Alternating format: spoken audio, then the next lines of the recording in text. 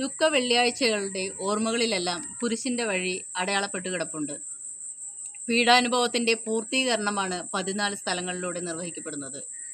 തന്നെ അനുഗമിക്കുന്നവൻ സ്വയം പരിത്യജിച്ച് സ്വന്തം കുരിശുമെടുത്ത് എൻ്റെ പിന്നാലെ വരിക എന്ന ബൈബിൾ വചനമാണ് ജീവിതത്തിൽ നമുക്ക് കിട്ടാവുന്ന ഏറ്റവും വലിയ സന്ദേശം. അവനവൻ്റെ ജീവിതാനുഭവമാകുന്ന കുരിശുമേന്തി സ്വയം കയറേണ്ട മലയും അർപ്പിക്കേണ്ട ബലിയും കൂടിച്ചേർന്നതാണ് ജീവിതം എന്നുള്ള സന്ദേശമാണ് കുരിശിൻ്റെ വഴിയിലൂടെ നമുക്ക് കിട്ടുന്നത്. 50 നോൻപ് കാലത്ത് എല്ലാ കത്തോലിക്ക പള്ളികളിലും കുരിശിൻ്റെ വഴി നടത്താറുണ്ട്. സാധാരണക്കാരന കുരിശിൻ്റെ വഴിയിൽ നിന്നും വ്യത്യസ്തമായിട്ടാണ് മുളവുകാട് പൊന്നാരിമംഗലം പള്ളിയിൽ കുരിശിൻ്റെ വഴി നടത്തുന്നത്.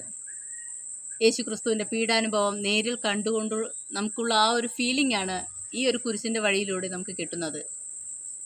എല്ലാ ദുഃഖ വെള്ളിയാഴ്ച ദിവസവും വൈകുന്നേരം 4 മണിക്കാണ് പൊന്നാരിമംഗലം പള്ളിയിൽ കുരിശിൻ്റെ വഴി നടത്തുന്നത്.